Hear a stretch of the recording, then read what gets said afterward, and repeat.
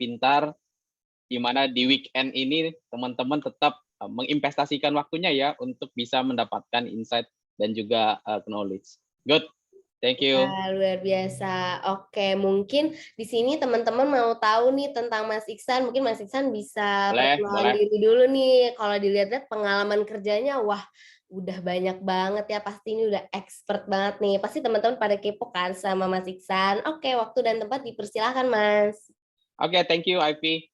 Kalau dibilang expert, ya masih terus belajar ya teman-teman. Karena memang dalam hidup kita harus terus belajar. Dan kalau banyak, mungkin lebih karena banyak pindah-pindah kali ya. Makanya agak banyak dari sisi profilnya. Nah, pertama kali tentunya sama seperti mungkin kebanyakan dari teman-teman di sini. Pertama kali awal belajar untuk bekerja itu melalui fase yang namanya intern. Nah, memang saat itu di 2009 sempat dapat kesempatan ya untuk bisa mengimplementasikan dari keilmuan yang dimiliki. Nah, kebetulan aku kan lulusannya teknik industri nih. Nah, jadi memang lebih cocoknya harusnya kalau sesuai dengan jurusan itu bekerja di production atau di factory dan yang lainnya. Nah, sempat coba bidang itu saat intern, tetapi ternyata kayaknya memang dari keilmuan teknik industri, tetapi dari mungkin passion lebih kecocoknya adalah untuk bertemu dengan orang, tiap hari langsung berdiskusi sama orang, berkomunikasi sama orang. Sehingga pada akhirnya yang aku pilih jalan untuk karir adalah jalan di sales and marketing. Sempat juga ada sedikit marketingnya. Nah, mungkin bisa teman-teman lihat di profil. Nah, ini lebih kepada aku sampaikan tadi kan, mungkin karena banyak pindahnya, makanya agak panjang gitu kan. Kalau akunya setia sama satu company, mungkin cuma satu atau dua. Itu gambarannya. Oke, sedikit pengenalan. Namaku Iksan Widi Rimia. Kebetulan dari usiaku saat ini ya bapak anak satu ya, calon punya anak dua, jadi 34 tahun. Dan di Pintarnya sekarang aku dipercaya as a Head of Business Development di PT Pintarnya. Lebih tepatnya untuk nge-lead tim yang memang fokus untuk akuisisi B2B, sales B2B. Ya, B2B itu apa? Ya, sederhananya adalah jualan produk Pintarnya ke perusahaan. Nah, sesimpel itu teman-teman. Oke, itu sekilas tentang perkenalannya aku ya, teman-teman. Oke, terima kasih. Mungkin kita bisa langsung aja nih masuk ke pembahasan kita hari ini. Boleh. Gimana sih caranya membuat pelanggan itu tertarik sama produk kita? Mungkin langsung aja nih, Mas. Waktu dan tempat dipersilahkan. Thank you. Nah, untuk judulnya sendiri kan cukup menarik ya. Cara ampuh membuat pelanggan tertarik pada produk kita sebagai salesman. Nah, poinnya sebenarnya dalam dunia sales itu dinamis sih harusnya. Dalam artian nggak semua pitching, nggak semua presentasi itu akan menghasilkan deal. Nah, tetapi yang seorang sales harus tekankan adalah jangan sampai presentasi atau pitching yang dilakukan itu sia-sia. Jadi harus ada strateginya agar lebih banyak closing suksesnya dibandingkan gagalnya, gitu kan. Nah, itu mungkin lebih tepatnya. Tapi kalau dari sisi apakah presentasi itu akan selalu deal, apakah sales ketika ngomong setiap orang akan langsung jualan, belum tentu, teman-teman. Tapi kalau bisa dengan strateginya ini, kita semua lebih terhindar kepada yang bisa dikatakan tidak sukses dalam proses menjualnya. Itu yang mungkin aku akan sharingkan pada hari ini. Oke, next. Sebelum mungkin membahas secara teknis nih, bagaimana untuk melakukan proses approaching secara tepat dan juga ampuh dan menghasilkan close di won atau sukses ya penjualannya. Nah, mungkin yang pertama adalah aku ingin memperkenalkan dari sisi role sales. Nah, banyak sekali cerita tentang karir sales dan banyak sekali pendapat tentang karir sales. Bahkan dari mereka yang belum terjun ke dunia sales. Dan bahkan banyak sekali cerita kenapa orang itu menjajaki dunia sales itu karena terpaksa, gitu kan. Karena nggak ada pilihan karir lain, akhirnya terjun di sales. Tapi kalau aku pribadi, kalau aku memilih karena pertama karirku adalah sebagai sales and soft skill trainer, di mana nge-develop teman-teman sales, ngasih insight, ngasih knowledge ke mereka. Tapi aku ngelihat kok salesman itu keren ya, gitu kan. Kok salesman itu yang aku ngajarin selama setahun, tiba-tiba dalam 6 bulan udah bawa mobil baru, kendaraan baru, dan yang lainnya. Nah, aku berpikir, kok keren ya salesman. Nah, dari situlah aku memilih jalan sales. Nah, di samping itu juga banyak sekali mungkin orang-orang yang berprofesi di sales, yang sudah terjun di sales, ketika ditanya, Mas kerjanya apa ya? Oh, saya marketing. Oke, marketing apa gitu kan? Tiap hari saya jualan produk kan. Oke, berarti nawarin produk. Iya, nawarin produk. Oke, terus yang dilakukan apa? Ya nawarin sampai terjadi penjualan. Jadi profesi Mas apa? Sales gitu kan. Sorry, marketing deh, sama bukan marketing. Nah, ini hal yang saya temukan di lapangan bahwa ternyata nggak semua salesman itu confidence untuk nyebutnya sebagai salesman profesinya. Ada yang kadang-kala nyebutnya marketing gitu kan. Nah, ini yang aku ingin perbaikin ya, teman-teman. Nah, yang karena ini sangat penting, kalau teman-teman sendiri nggak percaya diri terhadap profesi yang teman-teman jalankan, bagaimana akan melakukan close deal, bagaimana akan sukses dari sisi penjualannya. Karena dari sisi profesinya aja nggak percaya diri gitu kan. Nah, sebenarnya salah nggak sih Mas kalau nyebutin diri saya sebagai marketing, padahal kenyataannya sebagai sales? Keliru sih lebih tepatnya. Karena ada dua perbedaan antara sales dengan marketing. Meskipun ada beberapa tempat atau perusahaan yang kedua-duanya ini digabungkan, sales sama marketing. Nah, kalau sales sendiri sebenarnya lebih kepada aktivitas menjual barang, baik itu yang terlihat atau yang tidak terlihat, yang dimiliki oleh perusahaan, mengedukasi ke konsumennya atau calon konsumennya, dan memastikan bahwa mereka itu paham terkait dengan produknya, dan akhirnya melakukan proses transaksi pembelian. Itu sales. Jadi yang ngebawa barang secara langsung atau memperkenalkan produknya secara langsung. Nah, dengan harapan bahwa terjadi transaksi, itu adalah sales, teman-teman. Nah, kalau marketing sendiri, biasanya mereka di belakang meja dalam artian fokusnya dalam hal meramu strategi, gimana produknya bisa diterima, menentukan siapa target marketnya, target konsumen yang tepat. Nah, itu ada di marketing. Nah, itu ada dua perbedaannya, teman-teman. Nah, oleh sebab itu, antara sales sama marketing sebenarnya sangat erat banget dan harus klop antara keduanya. Makanya di beberapa perusahaan ada yang digabungkan justru. Nah, kalau misalnya digabungkan berarti good banget, keahliannya sudah komplit tuh, sales sama marketing. Tapi sangat jarang sih.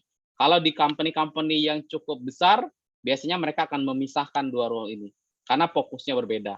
Sederhananya kalau sales itu istilahnya pemain di pasar, kalau marketing itu membuat marketnya untuk menemukan antara si penjual dan pembeli, dan sales itu adalah penjualnya. Jadi pemain dalam market tersebut. Itu teman-teman. Jadi kalau misalnya teman-teman ada yang dianugerahi kesempatan untuk berkarir di sales, harapannya nih kalau ditanya profesinya di bidang apa, jangan jawab marketing ya, kalau memang nggak ada aktivitas marketing yang dikerjakan. Tapi dengan bangga bisa sebutkan, saya sebagai salesman A, saya sebagai salesman produk B, jawab aja lebih. Karena ketika teman-teman memperkenalkan diri teman-teman sebagai salesman, produk A, produk B, itu sudah membuka informasi, suatu saat orang yang mendengar tersebut butuh produk tersebut akan menghubungi teman-teman. Itu salah satu poinnya. Oke, next. Nah, ini tentang pengertian dari sisi salesnya. Nah, ada juga mungkin anggapan, saya nggak mau berkarir di sales. Kenapa? Mengapa tidak untuk berkarir di sales? Tapi ketika saya coba amati, wah wajar aja sih, ada pendapat atau pemahaman yang keliru yang perlu diluruskan tentang dunia sales. Sehingga mereka itu berpikir, kenapa tidak mau jadi sales? Karena sales itu nggak disukain loh, Kak. Banyak orang yang beranggapan sales itu ngegangguin, ngetokin pintu, terus ngegangguin, nawar-nawarin produk. Ya. Sebenarnya nggak ngegangguin kalau saat dari si prospeknya itu butuh barang itu. Benar nggak? Ya, teman-teman kalau ke mall, ke mungkin salah satu lantai yang di mana di sana ada outlet penjual handphone, kan sangat ini kan sangat sering sekali tuh ditegur, ayo Kak, mampir Kak, handphonenya keluaran baru Kak, ada iPhone Pro Max ada juga Oppo, ada pun apa. Nah, kalau teman-teman nih cuman lewat, dalam artian memang karena lagi main di mall tersebut, nyaman nggak dipanggilin seperti itu? Pasti enggak. Pasti enggak, saya yakin. Tapi kalau misalnya teman-teman memang berencana dari rumah pengen nyari handphone dengan spesifikasi tertentu, yang teman-teman sengaja ke lantai yang memang pusatnya untuk penjualan handphone. Saya yakin pasti teman-teman pengen dipanggil, pengen ditawarin, pengen dijelaskan spesifikasi produknya, dan untung-untung diinformasikan kalau ada promo, gitu kan.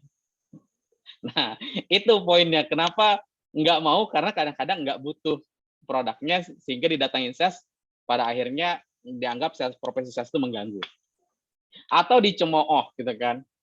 Nggak jarang kalau misalnya ya mungkin ada penawaran telesales melalui telepon atau handphone, yang dimana ya kadang-kadang kita ngerasa bahwa nggak perlu produknya, ngapain sih nelpon ngegangguin, gitu kan. Ya kayak telepon dari mama minta pulsa, gitu kan, ngegangguin, gitu kan. Nah, atau juga mungkin salah menafsirkan bahwa sales itu semuanya sama, gitu kan.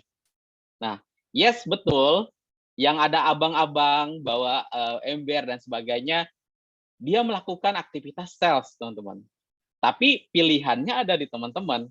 Dalam artian nggak semua profesi sales itu dipandang sebelah mata. Teman-teman harus memplot di mana karir teman-teman sebagai sales yang punya gengsi atau punya pride yang bisa dibanggakan bahwa yes, saya sebagai seorang salesman.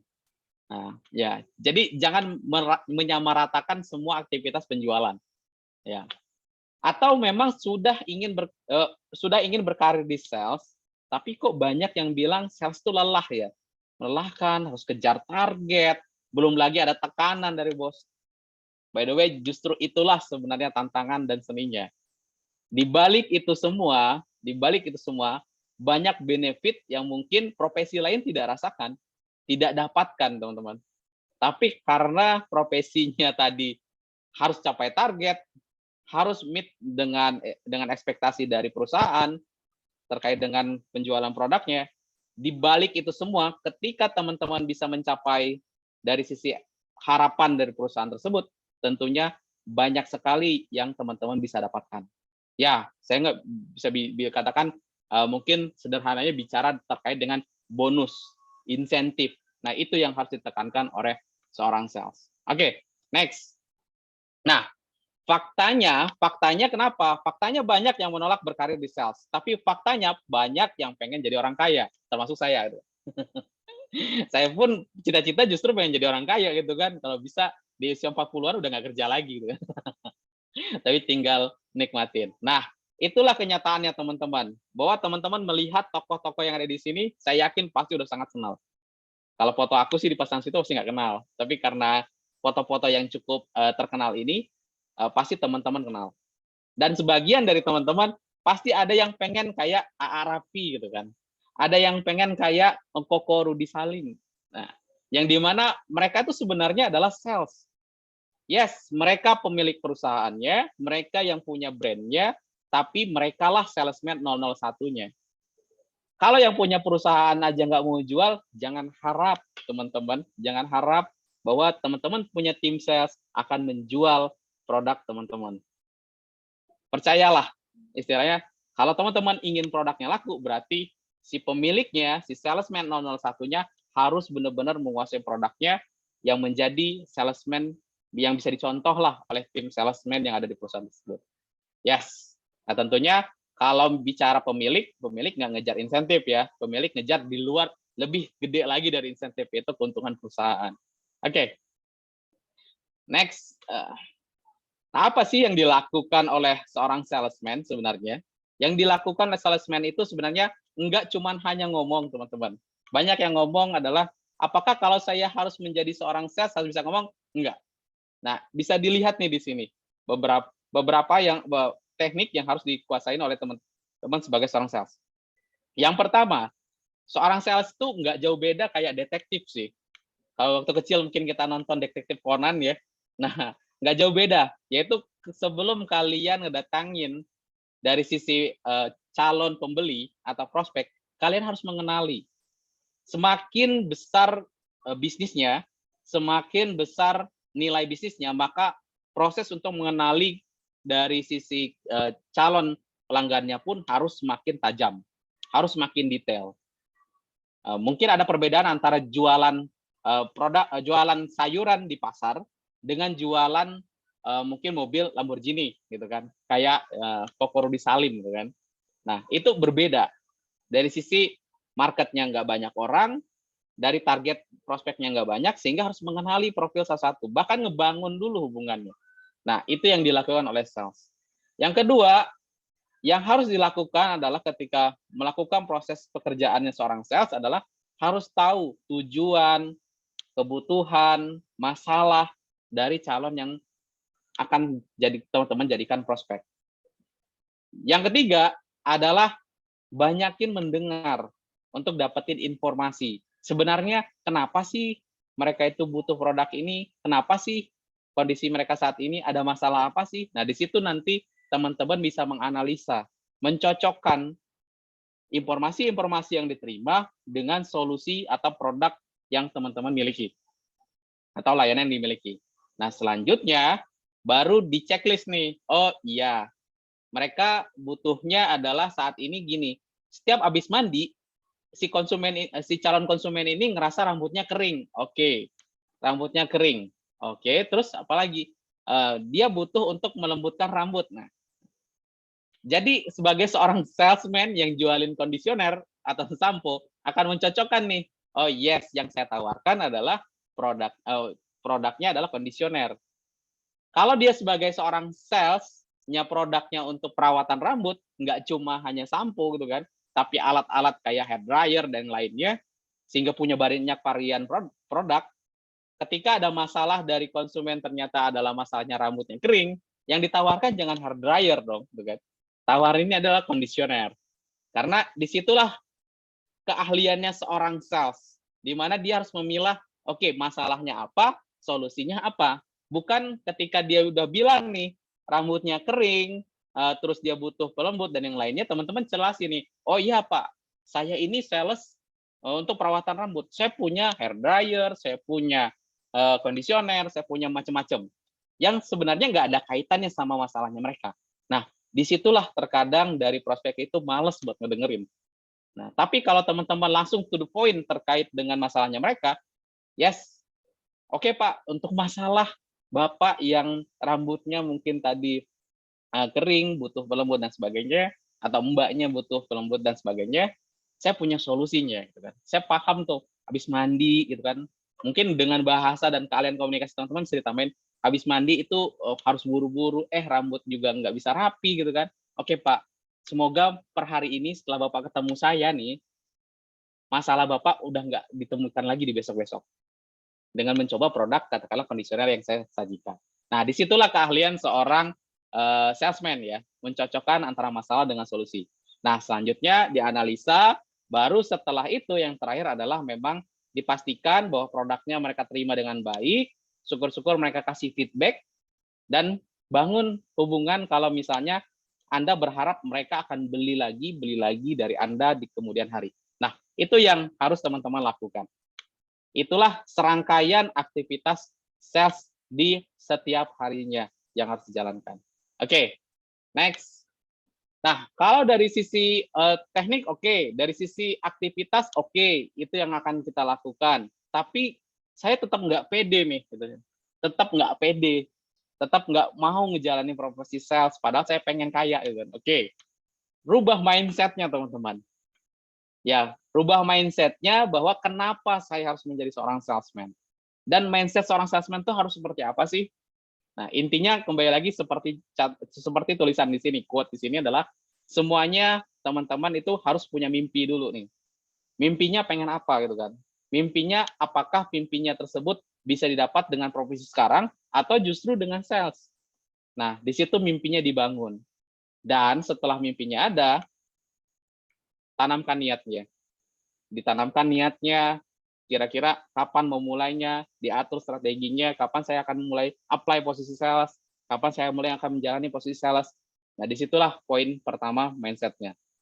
Selanjutnya, setelah dari niat yang udah kuat nih, baru nih, next slide-nya, teman-teman harus merubah mindset dari mengapa menjual sebuah produk dan bagaimana produk itu membantu konsumen. Niat awalnya udah dirubah nih, niat awalnya ingin mencapai mimpi pribadi. Yang kedua adalah, oke, untuk mencapai mimpi ini kayaknya saya harus membantu orang lain. Dengan berjualan itu adalah membantu. Mindsetnya bukan menjual, tapi membantu. Kenapa saya berpikir untuk berprofesi sales? Karena dengan membantu orang yang butuh terhadap satu produk, mereka akan happy, akan bahagia. Nah itu, jadi seorang sales itu harus membawa kebahagiaan atas masalah yang mereka sedang hadapin. Nah, tanamkan mindsetnya bahwa sebagai seorang sales, saya itu membantu, bukan menjual produk. Nah, selanjutnya, harus memiliki niat yang jelas tadi, yaitu ingin membantu bagaimana membangun silaturahmi, membangun perkenalan, mendampingi dari sisi kebutuhan mereka dari awal. Nah, selanjutnya juga latih dari sisi mendengar. Dengan banyak mendengar, kapasitasnya kita itu akan semakin meningkat. Kalau dulu mungkin orang berpikir, saya nggak bisa jadi sales. Kenapa? Karena saya nggak bisa ngomong. Nah, terkait dengan ini mungkin aku punya satu pengalaman ya. Dulu ketika masih masa kuliah, aku sempat di multi level marketing, teman-teman. Jadi jualan produk. Nah, ternyata di komunitasnya kami tersebut ada sales yang nomor 1 penjualannya luar biasa. Itu ya kurang lebih sekitar 2006 atau 2007 lalu.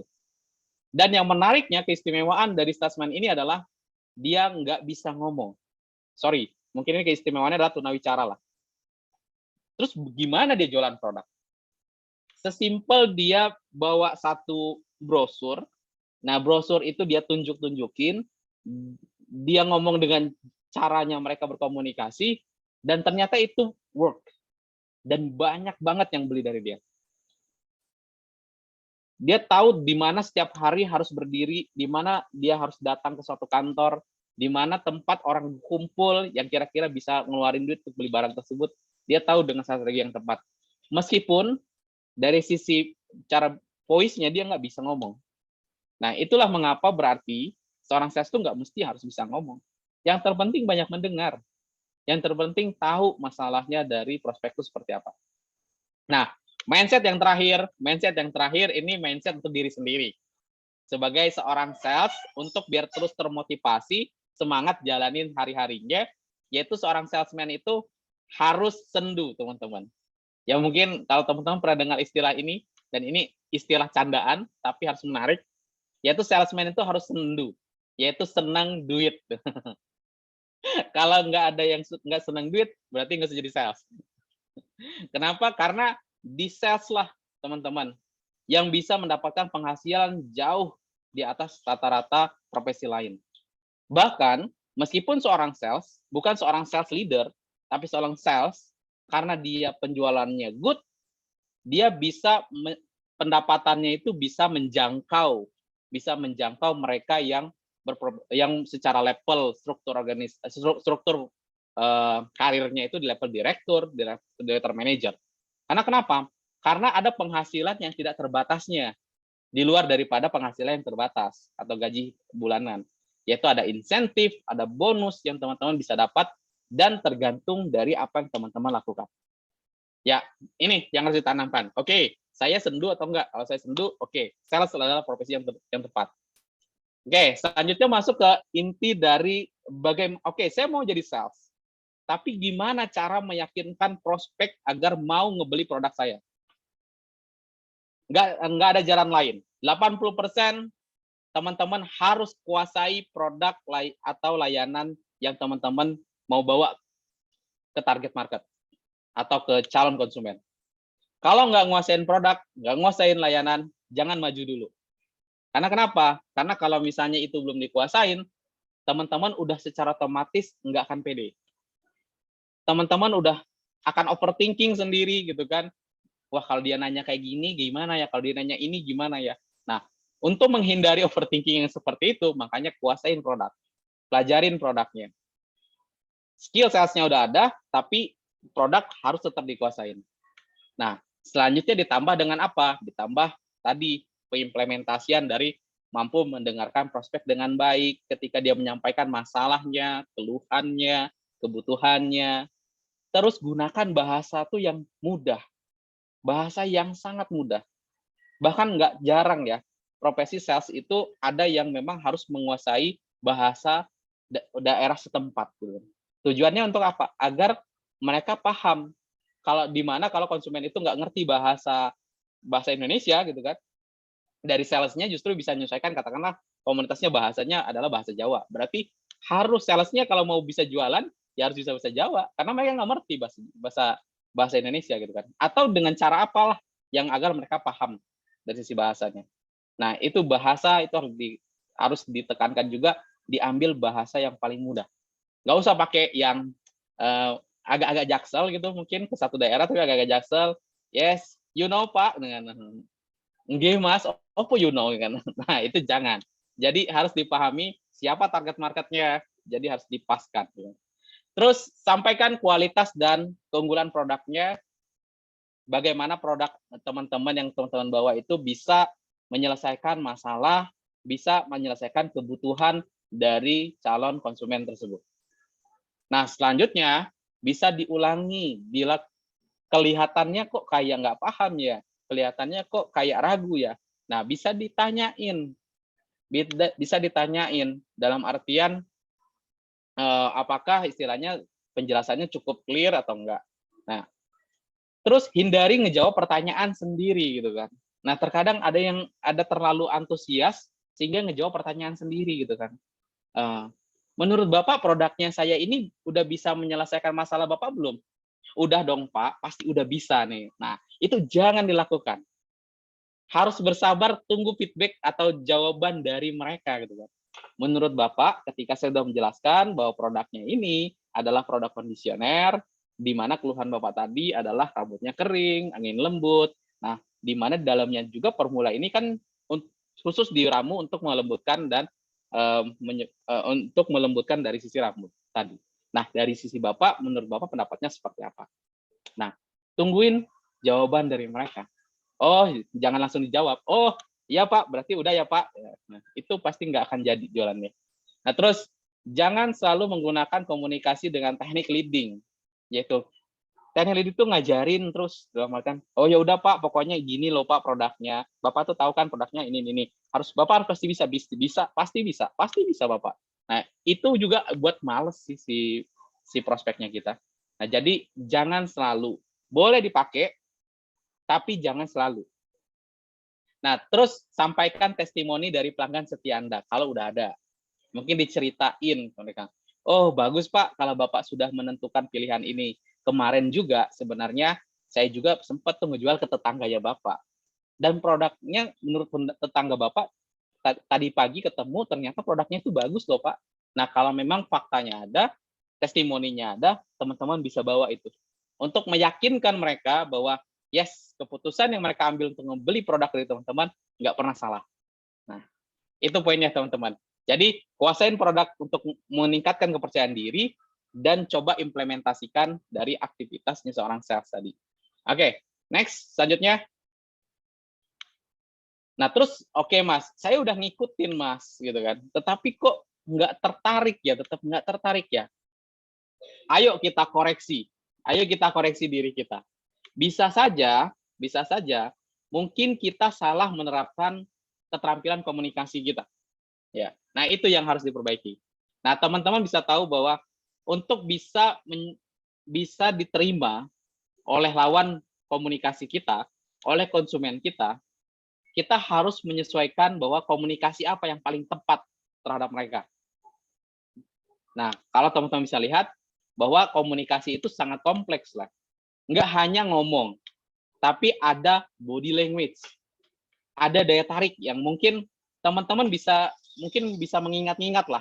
Pernah nggak ada pengalaman ngobrol sama orang, tapi mukanya lempeng?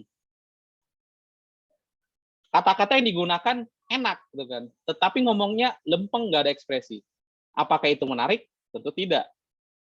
Nah, terus dari sisi intonasi, ada yang mungkin ngomongnya simpel aja. Oke, teman-teman, hari ini saya mau mempresentasikan presentasi saya tentang cara untuk keterampilan komunikasi. Nah, apakah teman-teman senang 1 jam mendengarkan orang membaca slide? Nah, itu yang dimaksud dengan intonasi. Intonasi itu di mana ada poin-poin yang menurut teman-teman itu harus ditekankan, harus diterima oleh mereka, teman-teman bisa naikin dari sisi intonasi teman-teman, tone-nya teman-teman. Nah, ini yang biasa dilakukan oleh telemarketing lah.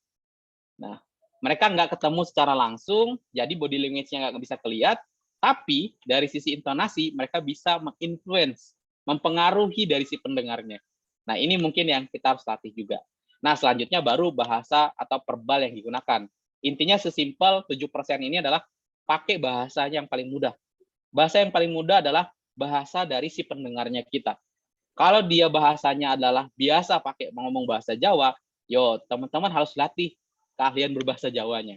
Kalau dia bahasanya bahasa yang anak-anak Jaksel, biar masuk nih pakai stylenya anak Jaksel. Oke? Oke, lanjut. Setelah dilatih keterampilan komunikasi, next slide-nya, ini lebih kepada untuk pahami juga dari sisi diri kita sendiri, yaitu yang pertama, apakah saya masih ada masalah dari sisi kepercayaan diri. Terus, apakah penampilan saya cocok dengan produk yang saya ingin bawa? Nah, ada yang kadang-kala orang berprofesi di sales, tapi nggak mau berubah. Nah, itu yang agak keliru. Dari di sinilah aku harus perbaikin bahwa ketika teman-teman berprofesi sebagai seorang sales B2B atau jualan ke korporasi, ketemunya orang-orang yang pakaiannya agak konservatif, ya meskipun teman-teman milenial, teman-teman yang suka pakai kaosan, saat jualan ya tolong disesuaikan. Karena kenapa? Karena mereka akan menerima dari golongan mereka, teman-teman. Sesimpel itulah.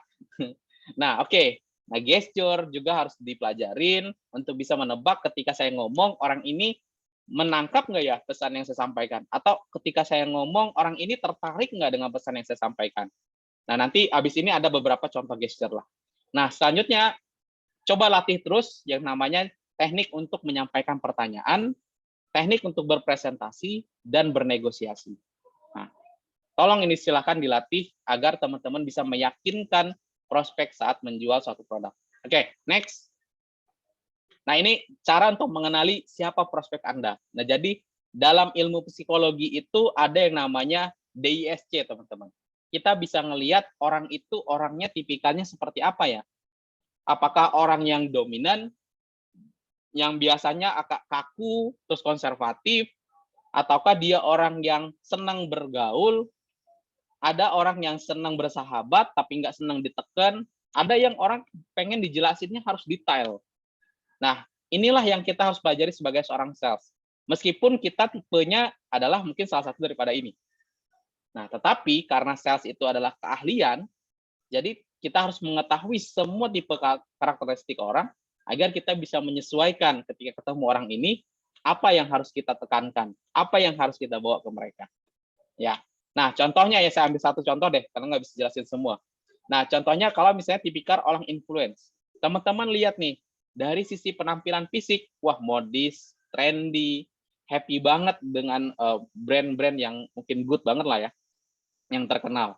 Cara dia ngomong tuh ramah tapi asik gitu kan. Sering nemu orang kayak gitu kan. Terus apa sih yang sebenarnya disenangi orang-orang seperti ini? Sesimpel adalah dia ini senang didengerin orangnya. Nah, kalau misalnya teman-teman ketemu orang seperti ini, jangan teman-teman yang menceritakan diri teman-teman. Pasti nggak akan masuk. Pasti mereka nggak akan happy. Tapi kalau didengerin, oh iya Pak, kayak gitu ya, oh keren banget ya Pak. Nah, di feedback sekali-sekali seperti itu, pasti mereka akan happy. Nah, disitulah baru teman-teman bisa ngejual produk dengan sangat yakin, pasti mereka akan lebih tertarik. Karena mereka tertarik bukan ke produknya saja, tapi ke siapa yang bawa produk tersebut. Oke, next.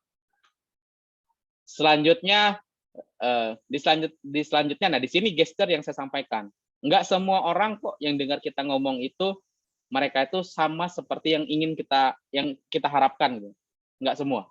Nah, disitulah seorang sales harus paham ketika menjelaskan suatu produk, menawarkan satu produk, responsnya dari lawan bicara seperti yang di atas ini, sehingga kita bisa ngambil strategi yang tepat. Kalau dia ternyata bentar-bentar ketika ngomong, lihat jam, lihat jam, lihat jam, nggak ada salahnya kok teman-teman bisa menyampaikan, "Oke Pak, saya cuma hanya butuh waktu 5 menit untuk menjelaskan solusi yang kami punya. Kalau sudah 5 menit, eh, kami akan sesuaikan dengan waktu yang Bapak punya." Nah, kalau misalnya teman-teman lewat dari 5 menit, berarti pasti udah nggak menarik bagi mereka. Tapi kalau sudah pas 5 menit teman-teman belum selesai menjelaskan, teman-teman boleh confirm ke mereka. "Oke Pak, seperti janji awal saya kan saya ngomongnya 5 menit ya Pak. Ini ternyata udah 5 menit nih Pak. Kita cukupkan di sini atau justru istilahnya Bapak berkenan untuk memperpanjang waktunya." Nah, kalau dia bilang, "Oh ya boleh boleh, nggak apa-apa, nyantai aja." Nah, berarti dia mulai tertarik teman-teman. Tapi kalau ketika teman-teman jelasin, dia sebentar-bentar ngelihat, "Oh ya udah, Pak mohon maaf sepertinya Bapak sibuk ya. Kalau Bapak sibuk, ya udah Pak kita putuskan dulu di sini. Nanti kita ulangi lagi kapan Bapak, Selasa apa Senin atau kapan Bapak berkenan." Nah, bisa diatur di situ. Nah, itu cara kita untuk memahami, berempati terhadap diri dia. Sehingga dia nggak ada hambatan ketika dari si prospek ini ingin ketemu lagi besok atau pertemuan kedua, ketiga. Karena teman-teman sebagai seorang salesman sudah memahami kondisi dari prospek tersebut. Nah, ini silakan teman-teman lihat bahwa oh ketika kayak gini ya. Oh ketika kayak gini ya. Nah, ini beberapa yang mungkin bisa teman-teman mulai latih dari si komunikasinya. Oke, next. Selanjutnya di sini lebih ke faktor yang menyebabkan tidak terjadi penjualan itu apa sih?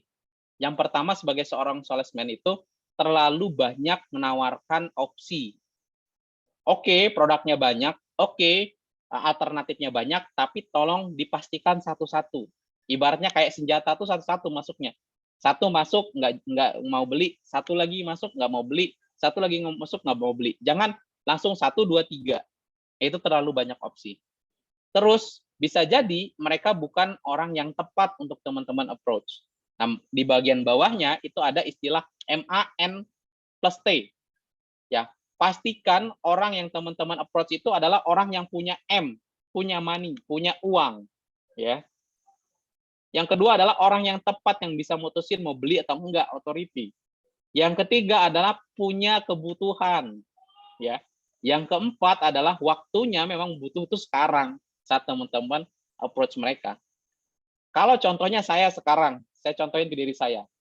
Apakah saya tepat untuk sebagai prospek atau calon konsumen produk yang namanya Lamborghini? Harusnya untuk kebutuhan saya mau punya Lamborghini. Terus dari sisi otoritas yang bisa mutusin saya beli apa enggak, diri saya sendiri. Nah, terus yang ketiga nih, saya punya uang nggak? Nggak cukup uangnya buat beli, gitu kan? Nah, waktunya apalagi karena uang nggak ada, waktunya belum ada, gitu kan?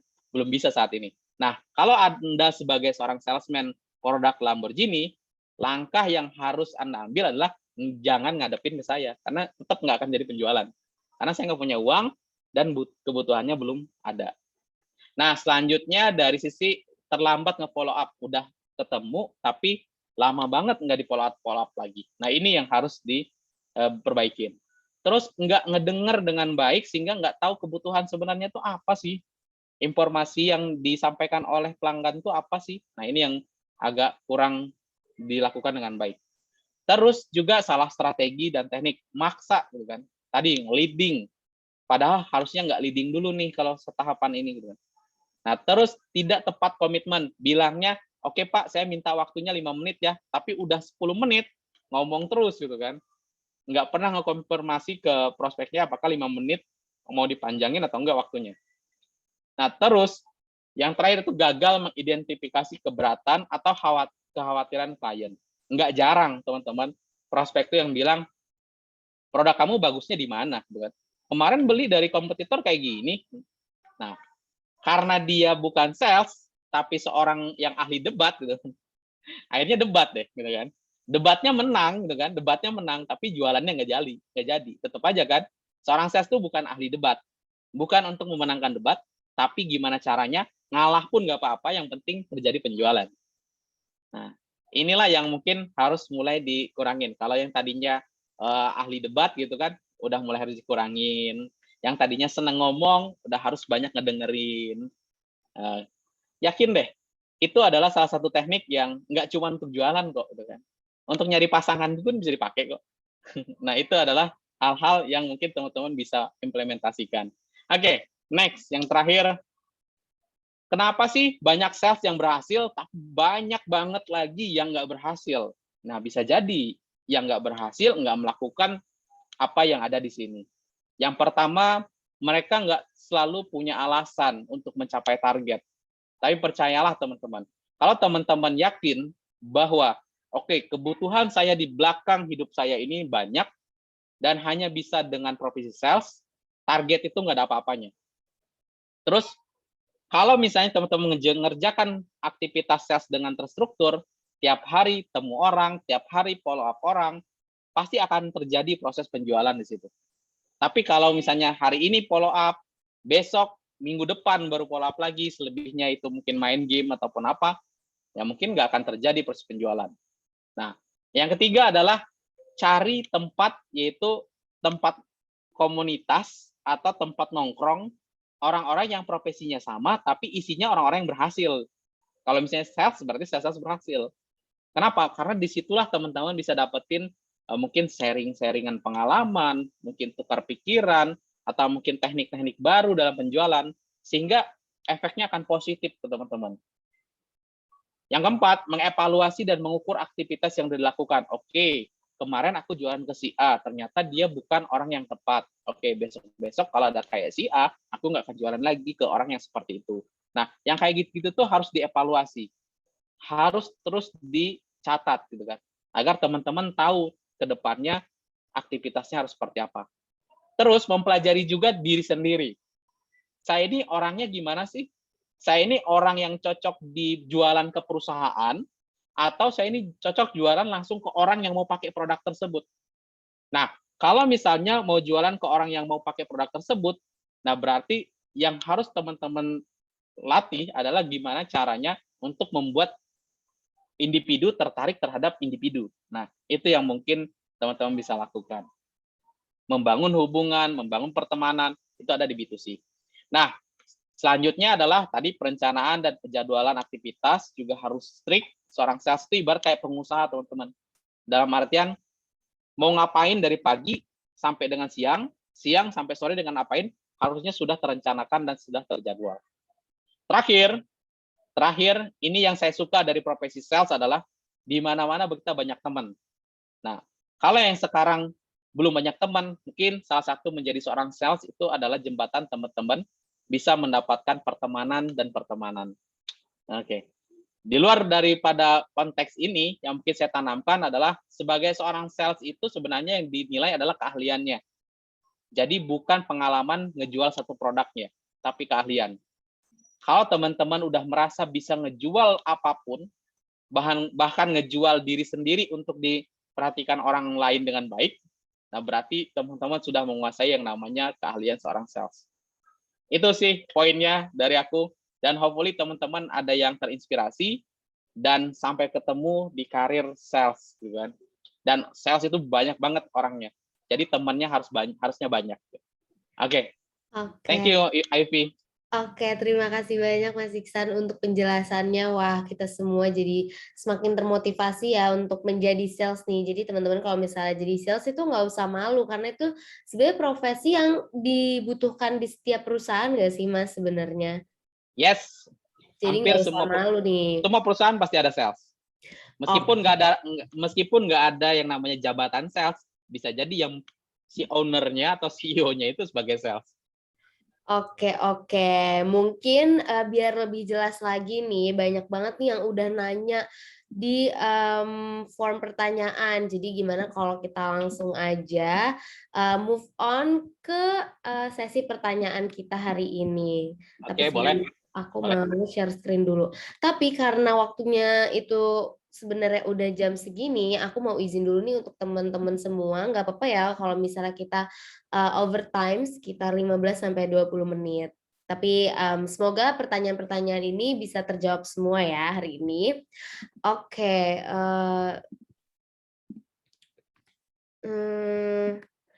Untuk pertanyaan yang pertama ada dari Kak Agus Kristianto. Bagaimana jika produk yang kita hasilkan sudah di stigma tidak baik dikonsumsi secara terus-menerus seperti mie instan, minuman serbuk, dan lain-lain. Biar stigma tersebut hilang itu bagaimana ya, Kak? Oke, biar stigma itu hilang, gitu kan? Biar stigma itu hilang. Kalau mau hilang, berarti harus diedukasi. Nah, mungkin mindset seorang sales tuh kayak gini. Tidak pernah ada produk itu yang sempurna, teman-teman. Produk tuh pasti ada yang tidak sempurna. Pasti ada ketidaksempurnaan dari sisi produk. Nah, itulah tugasnya seorang sales. Kalau jualan produk yang sangat sempurna, nggak ada masalah sedikit pun, itu nggak ada seni-seninya loh, teman-teman. Nggak ada asik-asiknya ngejualnya. Tapi karena dia tidak sempurna tersebutlah, gimana teman-teman justru menonjolkan dari sisi yang baiknya, gitu kan. Dari sisi yang baiknya, dari sisi keunggulannya. Salah satu hal yang menarik, aku ambil dari sisi fakta aja ya. Satu produk yang zaman sekarang ini menjadi stigma negatif. Di luar dari yang tulisan sini, yang paling menarik, yang bisa teman-teman ambil adalah, salah satunya adalah produk Petchin atau micin ya. Produk micin, sorry. Nah, udah tau lah produk brandnya adalah, aku singkat aja brandnya, SA gitu. Nah, tadinya mereka benar-benar nggak ada masalah dari sisi produknya, tapi belakangan ketika ada Gen Z dan milenial, ada generasi micin gitu kan, agak bermasalah juga di mereka. Nah, terus apa yang dilakukan oleh Sasa? Yang dilakukan oleh Sasa sekarang adalah justru mengedukasi. Ternyata di luar produk Petchin tersebut ada loh dari sisi manfaatnya yang dibutuhkan di sisi ke tubuh kita. Ada zat-zat atau kandungan yang memang sebenarnya itu dibutuhkan oleh tubuh kita. Nah, di samping itu juga, Sasa mengemasnya atau nge-branding kerjasama sales dengan marketing, nge-branding dari sisi campaign-nya, agar semua orang tuh paham, ngerti, mau menerima edukasinya bahwa ternyata Sasa itu, Petchin itu bermanfaat loh bagi tubuh. Yang salah itu bukan Petchinnya sebenarnya, kelebihan makannya gitu kan. Nah, itu yang salah. Nah, itu yang diedukasi. Nah, begitu juga dengan produk mie instan, minuman serbuk, dan lain-lainnya. Ditonjolkan dari sisi manfaatnya, dan yang terpenting lagi adalah dicari konsumennya yang tepat tuh yang mana sih. Jangan bawa mie instan sama orang yang benar-benar hidupnya sehat gitu kan. Nah, itu pasti nggak akan beli. Kan. Nah, jangan juga bawa produk makanan sehat yang isinya mungkin salad, daun semua, ya, ke orang-orang yang meat lover gitu kan. Nah, itu nggak akan masuk juga gitu kan. Nah, di situ yang teman-teman, selain istilahnya diedukasi terkait dengan manfaatnya, bukan dari sisi stigma negatifnya, tapi manfaatnya yang mungkin belum teredukasi. Yang kedua adalah cari juga target market yang tepat. Itu sih jawabannya. 2 poin. Oke, terima kasih banyak Mas Iksan. Semoga Kak Agus itu menjawab ya pertanyaannya tadi. Oke, mungkin kita bisa langsung lanjut aja ke pertanyaan selanjutnya. Ada dari Kak Daniela Raquel Putri Santoso.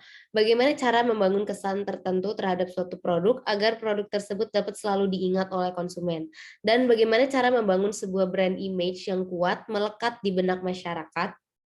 Oke, bagaimana cara membuat produk tersebut terkesan di konsumen? Nah, sebenarnya 2 pertanyaan yang ada di sini, ini sebenarnya tugasnya marketing, tapi aku nggak apa-apa, aku akan jawab. Nah, dari sisi produk, dari sisi salesnya, dari salesnya itu seperti yang aku sampaikan tadi, bahwa produk itu pasti ada kekurangannya. Nggak ada produk yang sempurna. Mau di riset seperti apapun, pasti produk masih ada kekurangannya. Nah, tugas seorang sales lah yang mengedukasi ke market bahwa istilahnya kebaikan produk tersebut apa. Nah, jadi poin terpenting agar selalu diingat, mungkin Daniela bisa mulai merubah nih mindset. Jangan buat produk itu diingat, Daniela. Tapi buatlah konsumen ngingetnya adalah Daniela. Dalam artian si salesnya yang harus diingat. Karena kenapa? Karena sales yang great, yang good gitu kan, adalah yang dia bisa ngejual produk apa aja. Karena kepercayaan dari si prospek terhadap si salesman-nya. Nah, terus yang pertanyaan kedua adalah bagaimana cara membangun sebuah brand image yang kuat melekat di benak masyarakat? Ya tentunya produk yang melekat itu biasanya adalah produk yang pionir. Ya, produk yang pionir. Dan sekarang itu tim orang-orang marketing selalu mengerahkan kreativitasnya di sana. Gimana caranya agar produknya dikatakan pionir. Nah, sama kayak misalnya teman-teman minum air mineral. Padahal namanya air mineral, tapi sebutannya ada aqua nggak? Ada aqua nggak? Gitu kan. Nah, karena melekatnya bahwa aqua itu adalah pionir di air mineral. Atau dari motor. Motornya Honda ya. Bahkan ada satu daerah yang nyebut motor itu dengan kata Honda. Kenapa demikian? Ada satu daerah di Sumatera yang nyebutnya Honda. Karena saya dulu pernah di Jogja, jenguk teman yang orang tuanya itu dari Sumatera. Dia nanya, ke sini naik Honda apa? Kan? Wah, motor saya Suzuki, Pak, kan bukan Honda. Enggak, kamu naik Hondanya di mana diparkir, dia bilang kan. Nah, saking melekatnya merek Honda saat itu di daerah tersebut. Nah, jadi strateginya marketing biasanya untuk melekatkan di benak adalah dia mengangkat bahwa produk tersebut sebagai pioneer. Meskipun produk yang sama udah ada, gitu kan, air mineral udah ada, tapi disebut air mineral La Minerale atau apalah gitu kan. Air mineral pertama yang diambil dari pegunungan ini, gitu kan. Pertamanya gitu kan. Padahal itu cuma bahasa iklan kan, tapi disebut pertamanya itu. Nah, biasanya disitulah strateginya dari orang-orang marketing yang saya tahu ya, untuk menanamkan bahwa produknya itu adalah produk yang melekat di top of mind-nya dari sisi prospek atau market. Ya. Itu sesingkat itu aja deh untuk marketing. Ya. Oke, Next, terima Ivy. kasih Mas Iksan jawabannya. Jadi tadi kalau misalnya bisa aku kayak ini ulang, jangan ngebuat konsumen itu tuh ingat sama produk kita, tapi ingatnya ke diri kita dulu ya, ke si salesnya dulu. Yes, betul. Oke. Nah, selanjutnya ada lagi nih pertanyaan dari Kak Lafifatul Hasanah. Bagaimana cara mengatasi konsumer yang kebanyakan bilang produk terlalu mahal, padahal produknya itu emang bagus? Gimana nih, Mas? Oke, ini menarik. Excuse ya. Jadi setiap orang itu pasti mindsetnya sama. Pengen produknya bagus, tapi murah gitu kan. Murah ini, bagus itu udah jelas ya. Bagus itu pasti lebih baik dari yang lain. Atau bisa sesuai dengan kebutuhan. Tapi bicara murah, ini relatif. Nah, seperti yang aku sampaikan di awal tadi, yang pertama teman-teman harus lakukan adalah apakah betul prospek saya ini adalah M-A-N-T. Orang yang punya uang yang cukup, orang yang mau beli barangnya, orang yang punya kebutuhan tersebut, dan yang terakhir, butuhnya itu sekarang, waktunya tepat dia untuk beli. Kalau salah satu ini nggak ada, teman-teman tinggalkan customer tersebut. Kenapa? Percuma. Dia punya kebutuhan untuk beli barang tersebut, tapi dia nggak punya uang. Kecuali teman-teman pekerja sosial mau ngasih barang secara gratis, silahkan. Tapi kalau misalnya teman-teman harus mereka beli, ya berarti 4 poin ini harus terpenuhi. Nah, tapi kalau misalnya 4-4-nya ini udah ada, Mas. Semuanya udah. Satu, dia udah pasti punya duit, kelihatan orang kaya tiap hari duitnya ditunjuk-tunjukin banyak gitu kan. Terus dia juga orangnya yang punya duit itu. Terus yang ketiga, kebutuhannya dia memang harus beli barang ini nih gitu kan. Yang keempat, kebutuhannya harusnya sekarang. Tapi dia masih aja dia bilang mahal gitu kan. Nah, kembali lagi mahal itu relatif. Mahal disebut mahal kalau dibandingkan ke yang murah. Tapi kalau misalnya dibandingkan harga yang tersebut ke harga yang lebih mahal, pasti akan jadi murah. Nah, jadi tinggal teman-teman bawa pembandingnya nih. Kalau misalnya mau dibawa perbandingan, itu bawa perbandingan yang teman-teman harapkan gimana caranya mindset-nya dia berpikir bahwa itu murah. Ya, gitu sih teman-teman.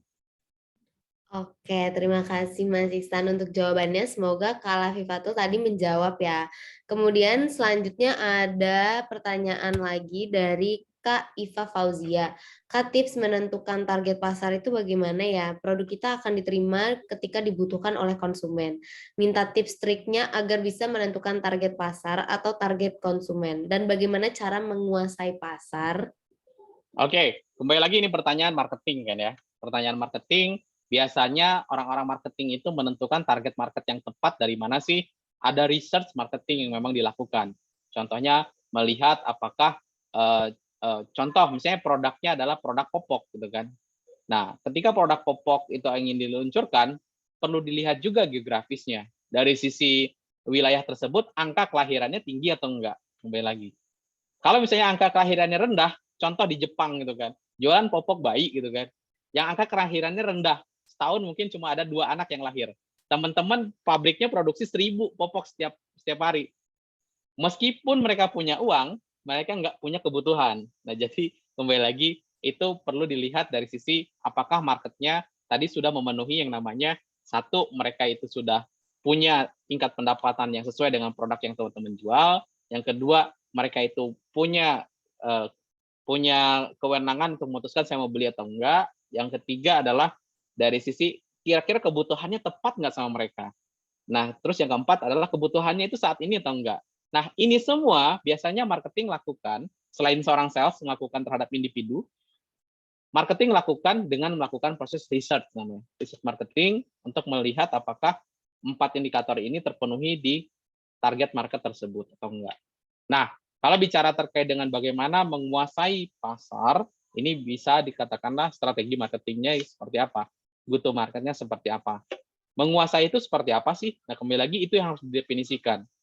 Menguasai itu apakah dari 10 konsumen, 9 teman-teman beli ke teman-teman itu disebut menguasai? Apakah kalau misalnya disebut menguasai itu adalah ada 10 konsumen di mana 10-10-nya ini hanya beli produknya teman-teman. Nah, definisikan dulu dari sisi menguasainya seperti apa. Nah, nanti dengan riset marketing tadi barulah di-develop strateginya agar produknya teman-teman bisa tepat dengan target marketnya. Itu sih poinnya. Kembali lagi, ini pertanyaan lebih ke marketing ya. Tapi no worries lah, nggak apa-apa. Itu mungkin insight-nya. Oke, terima kasih Mas Iksan untuk jawabannya. Selanjutnya ada pertanyaan dari Kak Adri Azari. Mau tanya Pak, kan ada tuh Pak konsumen yang suka membandingkan produk. Nah itu gimana caranya produk kita tetap bisa terjual ke konsumen meskipun secara perbandingan produk. Value produk yang kita bawa produk setelah. Terima kasih. Oke, di bawah produk sebelah. Oke. Nah, sebenarnya gini teman-teman. Seperti yang aku tadi sampaikan di awal bahwa produk itu nggak ada yang sempurna.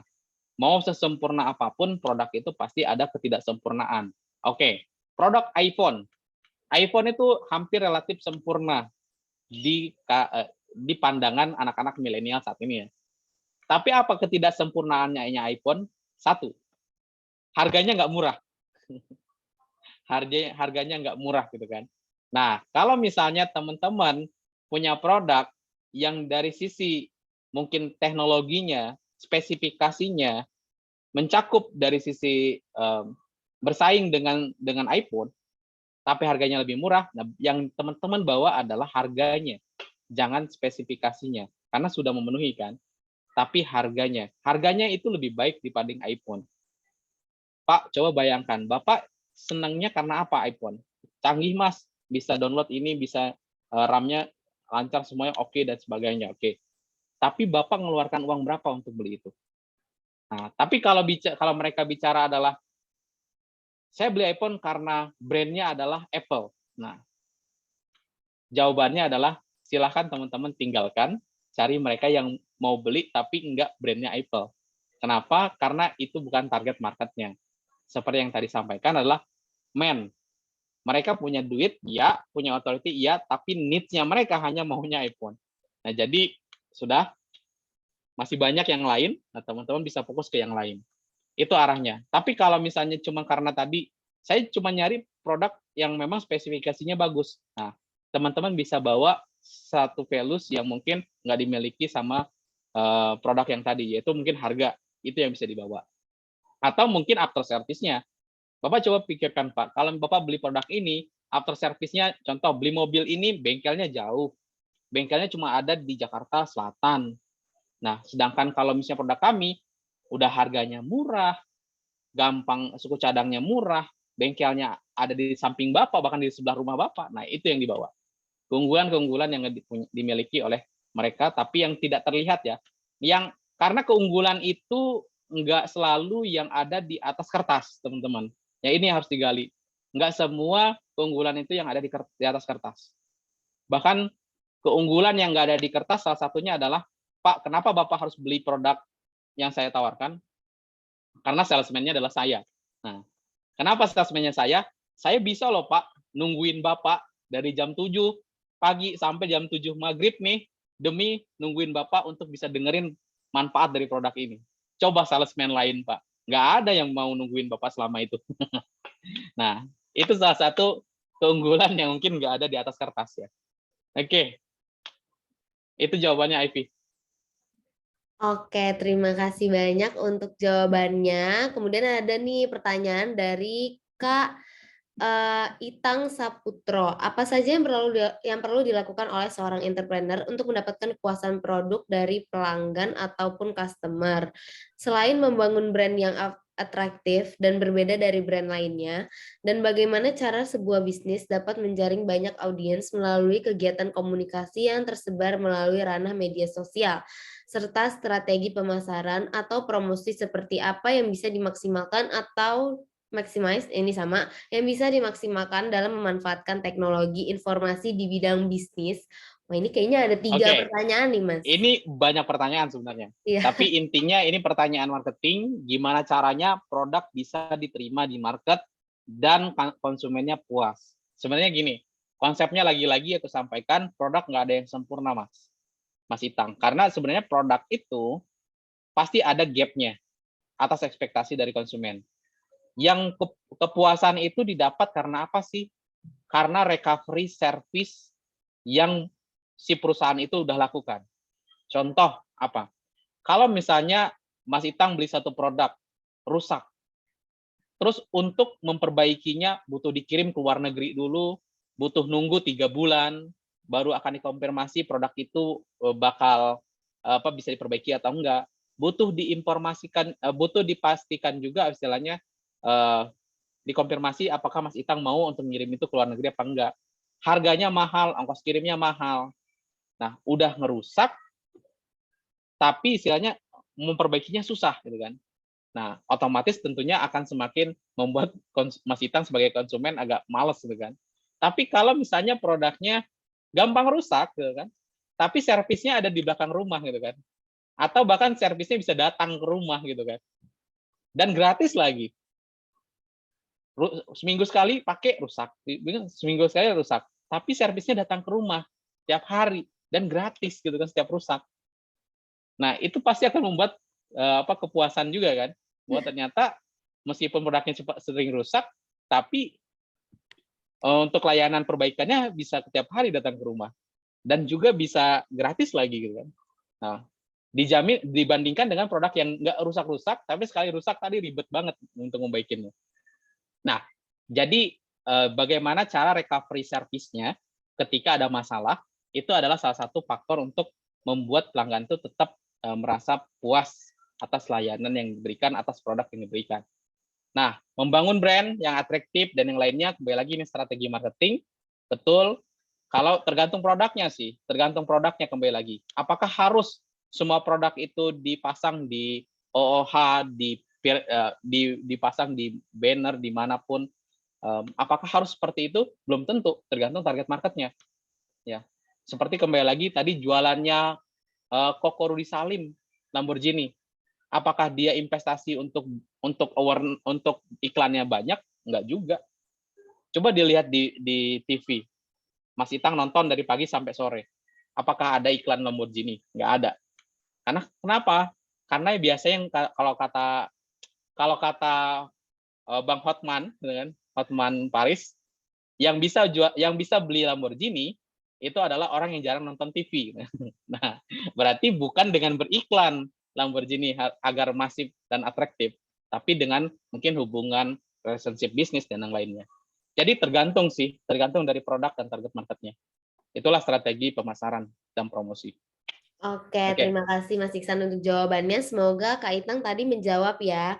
Kemudian mungkin kita akan kasih satu pertanyaan lagi kali ya, mengingat waktu juga udah overtime nih. Jadi kita kasih satu pertanyaan lagi deh. Ada dari Kak Ahmad Faisal Hamidi.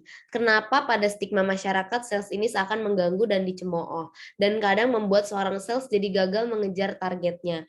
Trik atau tips apa yang bisa kita gunakan untuk membuat masyarakat umum jadi tidak merasa risih ketika kita berikan penjelasan soal produk? Oke, nah ini yang aku tadi sampaikan, bahwa kalau misalnya ada produk yang agak susah dijual ya, yaitu apa? Asuransi. Itu produk yang agak susah. Tetapi bagaimana asuransi itu bisa diterima? Biasanya orang asuransi itu datang bukan membawa produk asuransinya, tapi membawa pertemanannya. Nah, ketika pertemanannya sudah terjalin, ketika pertemanannya bisa diterima oleh target marketnya tadi, barulah dia akan, wah, nyampe. Oke Kak, kita kan udah berteman nih selama seminggu, udah kenal satu sama lain. Aku lihat bahwa kakak ini kan risiko keuangan udah nggak ada masalah nih sebenarnya, uangnya banyak dan sebagainya. Tetapi kakak pernah, daripada kakak nggak punya perlindungan atau daripada kakak ribet ketika ke rumah sakit, terus harus bayar cash, harus narik dulu uang dari ATM atau harus pakai card yang kakak miliki sendiri. Lebih baik kakak udah punya cashless. Nah, biasanya dibangun dari sisi pertemanan, itu kalau asuransi. Nah, kalau terkait dengan terus gimana Mas kalau misalnya stigmanya udah negatif aja dari awal? Jangan bawa produknya, tapi bawa diri salesnya. Nah, di sini juga yang saya sampaikan tadi bahwa kita sebagai seorang sales juga harus mampu merubah dari sisi stigma tersebut. Mengedukasi, apa yang saya lakukan hari ini adalah mengedukasi bahwa profesi sales lah ternyata profesi yang yang bisa dikatakan banyak sekali orang mencapai mimpi dari sales gitu kan. Nah, jadi kalaupun produknya sudah nggak suka, profesi salesnya nggak disukain, jangan dibawa produk dan profesinya. Bawa diri kita dulu nih, menjalin pertemanan ke dia, baru nanti lambat-lambat disampaikan, oh ya, saya ini sebenarnya punya solusi loh untuk masalah kamu, namanya produknya adalah ini. Nah, arahnya ke sana. Ya kita edukasi rame-rame lah, sama-sama. Saat ini pun saya lakukan itu. Nah, sama seperti yang pertanyaan Ahmad ini kita bisa lihat dari sekian banyak pertanyaan tadi, lebih banyak pertanyaan marketing kan dibanding seorang sales. Karena memang kadangkala seorang salesman pun nggak pede untuk ngakuin bahwa dia salesman. Tapi lebih banyak yang bilang, saya sebagai orang marketing dengan. Nah, jadi ini yang harus ditekankan. Percayalah kalau misalnya sudah bawa teknik yang tepat, yang namanya target, itu pasti bisa kecapai. Itu sih poinnya untuk Ahmad. Oke, terima kasih. Jadi sekali lagi ya buat teman-teman semua, kalau misalnya teman-teman mau jadi salesman tuh nggak usah malu karena itu sebenarnya profesi yang patut dibanggakan loh, karena itu merupakan salah satu bagian dari perusahaan yang paling penting. Jadi kalian nggak usah malu nih jadi sales, ya nggak Mas? Yes, kalau nggak mau dianggap risih, jangan buat risih gitu kan. Karena biarin yang sales yang lain aja yang buat risih, yang kitanya jangan buat risih. Nah, itu Betul, poinnya. pasti betul. Apalagi tadi di awal dari materi-materi Mas Iksan juga udah banyak tuh dikasih tahu cara-caranya gimana sih menjadi sales yang baik, bisa jadi sales yang nggak nyebelin lah istilahnya gitu. Oke, mungkin untuk pertanyaan untuk sesi Q&A bisa kita akhiri sekarang karena waktunya juga sudah habis sebenarnya. Oke. Nah, gimana kalau sekarang kita lanjut ke sesi foto bareng? Kan hari ini ada 238 orang yang join, lumayan banget kan kita bikin kenang-kenangan nih buat teman-teman semua. Oke, buat teman-teman yang mau on cam bisa langsung on cam dulu karena kita akan mulai sesi foto barengnya ya hari ini. Wah, luar biasa yang nonton rame banget nih walaupun hari Sabtu jam 1 siang, Ya, luar biasa, luar yang biasa. ini luar biasa. Emang ya, biasanya nih orang-orang kayak gini siangnya belajar nanti malamnya malming. Ini luar biasa banget nih, sobat pintarnya tuh luar biasa. Oke, untuk slide pertama, senyum ya teman-teman semua. 1, 2, 3. Oke, untuk slide kedua, senyum. 1, 2, 3. Oke, slide ketiga. Oke, walaupun yang lainnya nggak on cam, nggak apa-apa. Yang penting kita semua sudah hadir di webinar hari ini.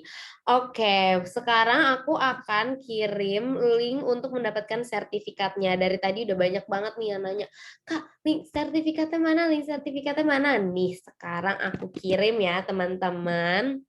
Bisa langsung aja diisi. Oke. Mungkin sambil teman-teman isi, link sertifikatnya, aku mau umumin nih, siapa sih pemenang GoPay 50.000 yang udah ngasih pertanyaan paling menarik nih. Walaupun emang sebenarnya nggak semua pertanyaan aku tanyain ya, karena mengingat waktu juga kita udah mepet. Jadi mohon maaf untuk teman-teman semua yang pertanyaannya belum sempat terjawab. Semoga materi-materi tadi tetap bermanfaat untuk teman-teman semua. Nah, untuk pemenangnya itu ada 2. Yang pertama adalah jeng jeng jeng, Kak Agus Kristianto. Wah, selamat untuk Kak Agus atas pertanyaannya. Kemudian yang kedua ada dari Kak Adri Azari. Wah, selamat untuk Kak Adri. Nah, untuk Kak Agus dan Kak Adri akan aku hubungi melalui WhatsApp. Jadi nanti tunggu aja. Pasti akan kami hubungi dan akan kami kirim hadiahnya. Nah, untuk teman-teman di sini yang belum menang, tenang aja karena webinar pintarnya itu nggak cuma hari ini aja. Akan ada di hari-hari selanjutnya, yaitu di hari Rabu dan hari Sabtu minggu depan. Jadi kalau misalnya teman-teman mau berburu hadiah nih, bisa ikutan di webinar Bincang Pintarnya setiap minggu di hari Rabu dan di hari Sabtu. Oke, nah untuk Mas Iksan, terima kasih banyak hari ini telah memberikan materi yang sangat amat menarik, insightful, dan pasti bermanfaat untuk kita semua. Terima kasih juga untuk Terima kasih IP. waktunya hari ini. Terima kasih teman-teman. Iya. Oke, Mas Iksan kalau misalnya mau meninggalkan ruangan, bisa meninggalkan ruangan ya. Terima kasih. Oke, izin live ya. Thank you semua. Sukses Ya. semua. Oke teman-teman, aku baca ini kolom chat, ternyata linknya rusak ya. Sebentar ya, aku cek dulu linknya.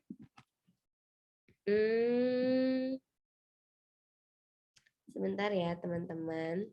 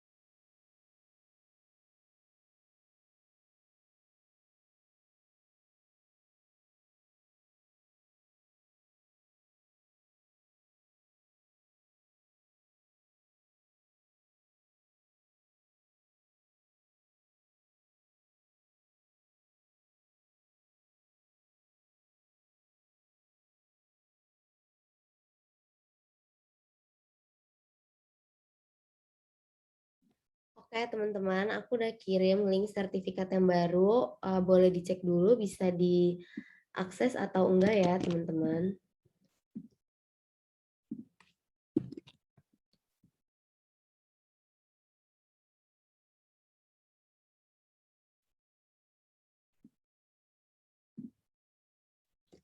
Oke, udah bisa ya. Oke, kalau udah bisa, teman-teman bisa langsung aja deh isi sertifikatnya. Nanti kalau misalnya teman-teman udah isi formnya, semua form itu akan langsung otomatis kekirim ya. Jadi tunggu aja. Kalau misalnya belum kekirim, itu berarti artinya lagi loading.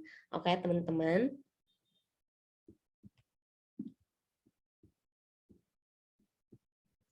Oke, kalau misalnya teman-teman hari ini belum menang pertanyaan menarik, yaitu mendapatkan hadiah GoPay sebesar 50.000, tenang aja.